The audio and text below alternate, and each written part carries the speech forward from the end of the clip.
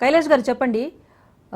So ఆలయంలో ఉన్న ప్రధాన అర్చకులు గారిపైనే దాడి జరిగితే ఇంకా మిగతా వారికి రక్షణ ఏదని చెప్పేసి అటు ప్రతిపక్షాలు క్వశ్చన్ చేస్తున్నాయి.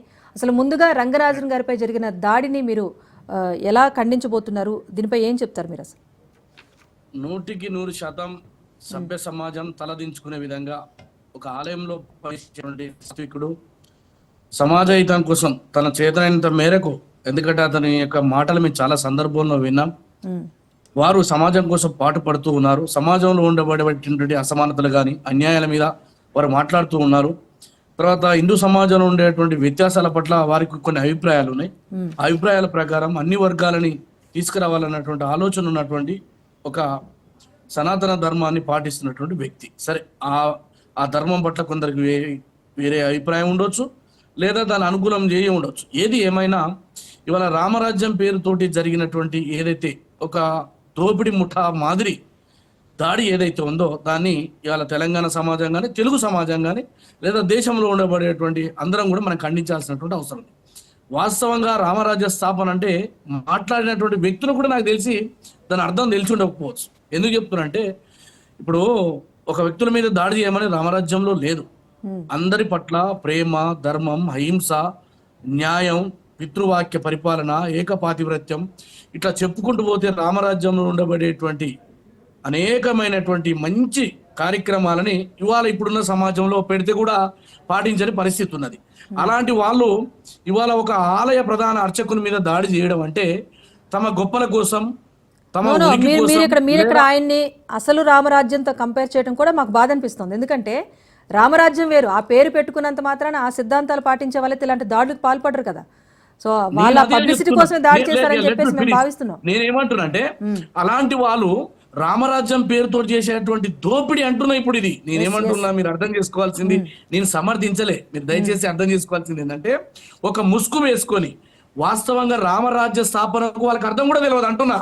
అటువంటి రామరాజ్యం సంబంధించి ఇవాళ మరి ముఖ్యంగా ఆలయంలో ఉండే చిలుకూరి బాలాజీ మీ అందరికి తెలుసు, మనందరికీ తెలుసు ఎంత ప్రాసెస్తో కోరికలు నెరవేరుతాయని, మన యొక్క బాధలు తీరుతాయని 180 సార్లు తిరిగి వచ్చిన వాళ్ళలో నేను కూడా ఉన్నా.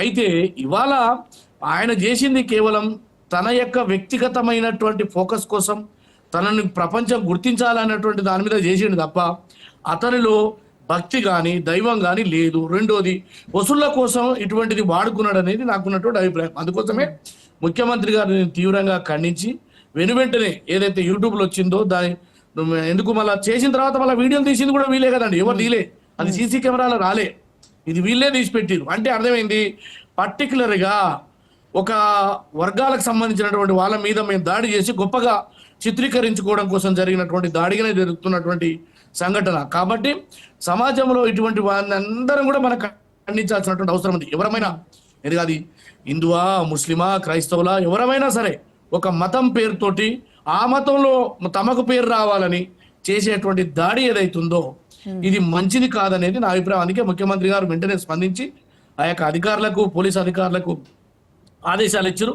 ఎవరున్నా దీని వెనుక మరి వీరరాఘవరెడ్డి చరిత్ర ఏంది, గతంలో ఆయన ఏం చేసిండు, ఆయన క్రిమినల్ చరిత్ర ఏమున్నది, లేదా దీని వెనుక శక్తులు ఉన్నాయా, మరి బయటపడాల్సినటువంటి అవసరం ఉంది. దానికోసం ఈ ప్రభుత్వం మరి చట్టపరంగా తీసుకునే ప్రతి చర్యను కూడా మనందరం కూడా ప్రభుత్వానికి అండగా నిలబడాలి.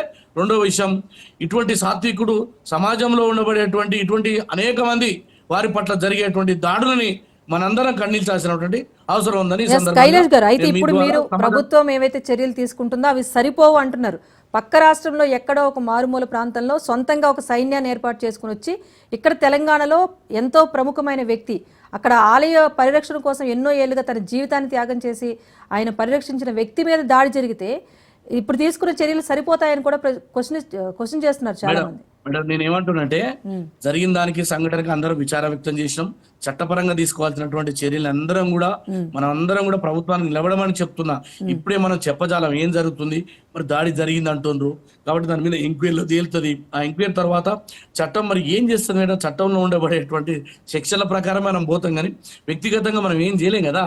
ఇప్పుడు వ్యక్తిగతంగా చేసేది దాడి అతను తన యొక్క వ్యక్తిత్వాన్ని తన యొక్క భక్తిని కూడా దిగదార్చుకోండు. ఎందుకంటే రామరాజ్యం అనేటువంటి పదాన్ని వాడి మేము ఇంకా ఆయనకు తెలియనటువంటి విషయాలను కూడా అతనికి ఏదో తెలిసినట్టుగా అర్చకునికే బోధించేటువంటి విధానం మనం చూస్తా ఉన్నాం టీవీలలో. దాని అర్థం ఏంటిది? అతను ఒక ఫేక్ రామరాజ్య సైనికుడు. రెండో విషయం, అతనికి హిందూ ధర్మం పట్ల కానీ దైవం పట్ల కానీ భక్తి ఉన్న వ్యక్తి కాదు. ఎందుకంటే ఒక ముఠా, నయం ముఠా అని ఉంటుండే తెలంగాణలో. మేము అప్పుడు మా నల్గొండ జిల్లా అనేక సందర్భాల్లో చూసినాం.